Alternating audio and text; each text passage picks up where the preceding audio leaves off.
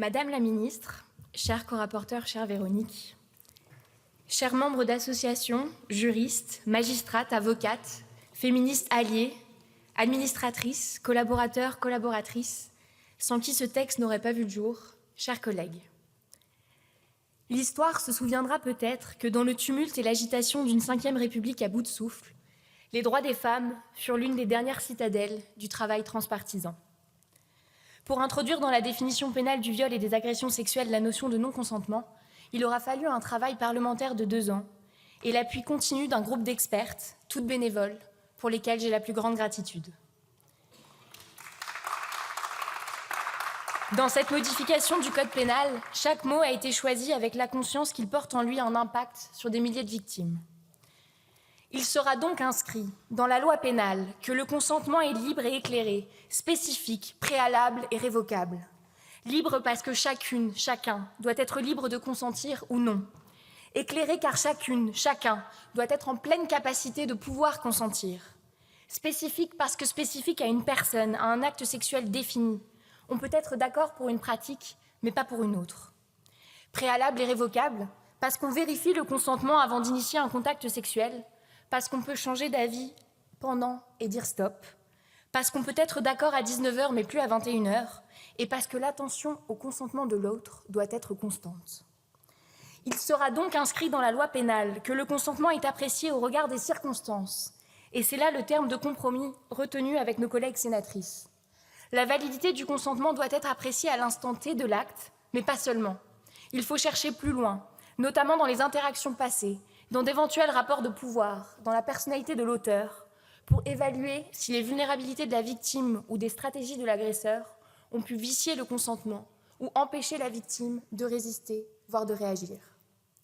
Il sera donc inscrit dans la loi pénale que le consentement ne peut être déduit du seul silence ou de la seule absence de réaction de la victime, pour que plus jamais on ne se dise qui ne dit mot consent, pour que plus jamais les agresseurs ne puissent se dire qu'ils croyaient qu'elle était d'accord, puisqu'elle n'a pas bougé, elle n'a pas crié, elle ne s'est pas partie, elle ne s'est pas débattue.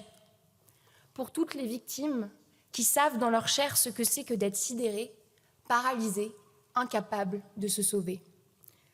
Et enfin, il sera donc inscrit dans la loi pénale qu'il n'y a pas de consentement si l'acte à caractère sexuel est commis avec violence, contrainte, menace ou surprise, quelle que soit leur nature.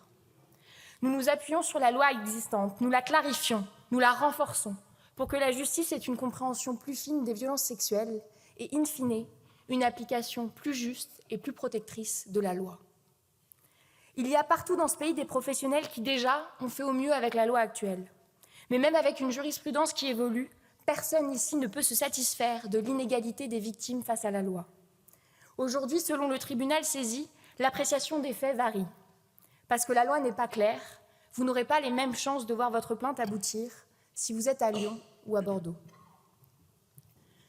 Le pays des droits de l'homme a trop longtemps bafoué les droits des femmes. Le mois dernier, la Cour européenne des droits de l'homme a de nouveau condamné la France, jugeant que notre droit était défaillant car il ne permettait pas de réprimer les actes sexuels non consentis. La CEDH a également condamné la France pour victimisation secondaire.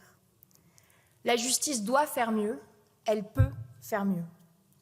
Le questionnement des juges et les pratiques d'enquête doivent évoluer vers des procédures équilibrées qui interrogent davantage les agissements de la personne mise en cause.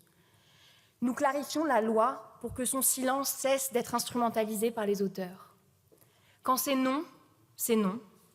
Quand ça n'est pas non, ça ne veut pas dire que c'est oui, et il vaut mieux vérifier. Et quand c'est oui, ce doit être un vrai oui, un oui qui n'a pas peur, un oui libre, et céder ne sera plus jamais consentir.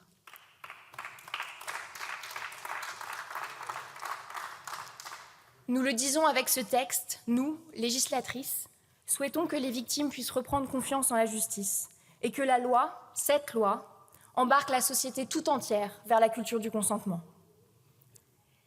J'ai croisé sur la route de ce texte des victimes au courage immense et les sœurs innombrables qui se tiennent à leur côté. J'ai vu le collectif au service de l'intérêt général, nos forces se tissant comme une toile infinie de sororité et de fraternité pour l'égalité. J'ai aperçu sur cette toile un portrait du monde qui vient, un monde où les enfants grandissent avec la puissance du consentement, protégés des violences, un monde où la justice ne fait plus peur à celles qui ont survécu, un monde où le respect et la communication deviennent notre langue commune. Chers collègues, par votre vote aujourd'hui, vous pouvez faire advenir le monde de demain. Je vous remercie.